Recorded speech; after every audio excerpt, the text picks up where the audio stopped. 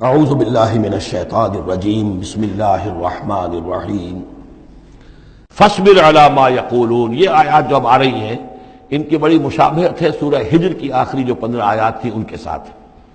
فاصبر علی ما یقولون، تو اے نبی جو کچھ یہ کہہ رہے ہیں اس پر آپ صبر کیجئے۔ وسبح بحمد ربک قبل طلوع الشمس، اور اپنے رب کی حمد کے ساتھ اس کی تسبیح بیان کیجئے سورج کے طلوع ہونے سے قبل بھی۔ یہ نماز فجر کی ہو گئی۔ وقبل غروبها، اور سورج کے غروب ہونے سے پہلے، یہ عصر کی نماز ہے۔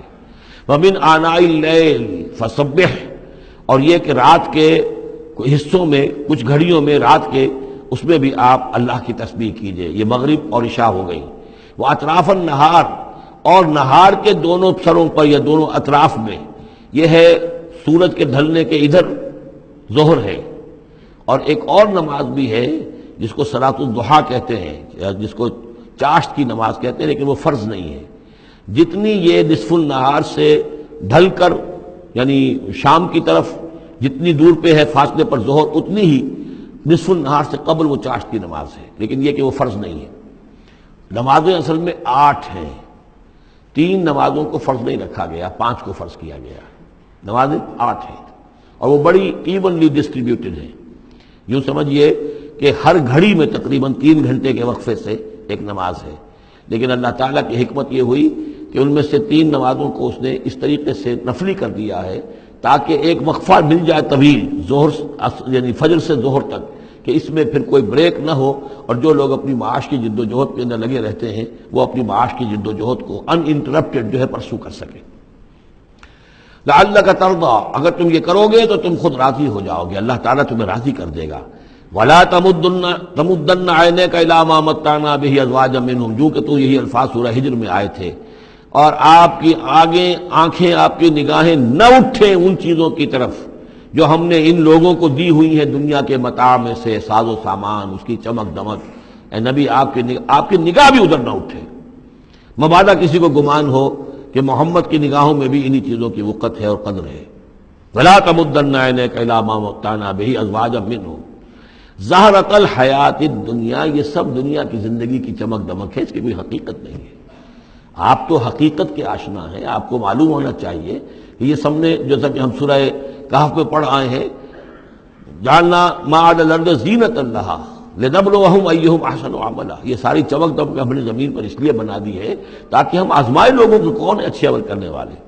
وَلَا تَمُدَّنَّ عَيْنَيْكَ إِلَىٰ مَا مَتَّعْنَا بِهِ أَزْوَاجًا مِّنْهُمْ زَهْرَةَ الْحَيَاةِ الدُّنْيَا لِنَفْتِنَهُمْ فِيهِ، اور یہ تو ہم نے ان کو اس لیے دیا ہے کہ اس کو فتنے میں مبتلا کریں، آزمائے انہیں اس میں۔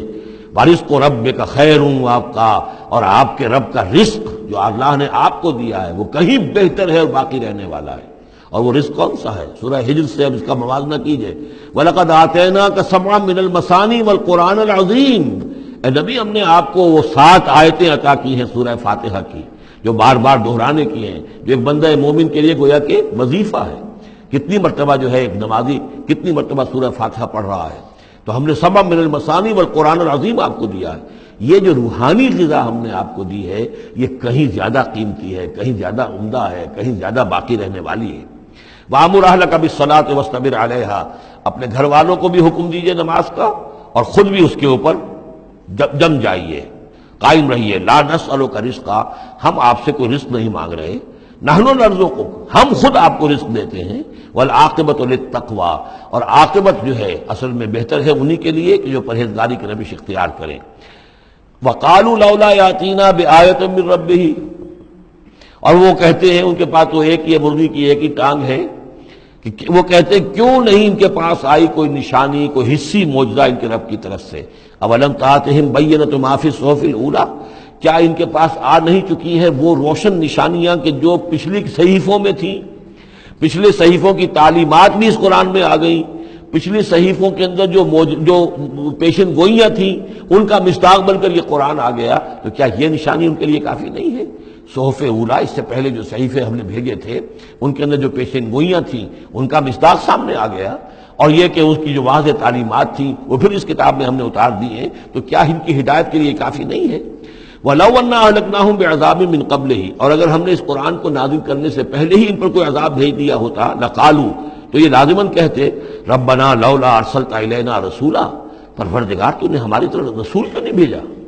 یہ ہم سورہ بنی اسرائیل میں پڑھ آئے ہیں، وَمَا كُنَّا مُعَذِّبِينَ حَتَّى نَبْعَثَ رَسُولًا، ہم نہیں وہ عذاب ہلاکت بھیجتے کسی قوم کے اوپر، کبھی نہیں ہم نے بھیجا جب تک کہ پہلے ایک رسول کی بعثت نہ ہو جائے، اور رسول جو ہے حق کو واضح طور پر بیان نہ کر دے، حق کا احقاق اور باطل کا ابطال، اس کو کما حق جو ہے یہ دونوں کام کر دے، پھر بھی قوم اڑی رہے کفر پر، شرک پر، گمراہی پر، تو پھر وہ مستحق ہوتی ہے کہ عذاب ہلاکت ہو، عذاب استحصال ہو، نسیہ منسیہ کر دی جائے۔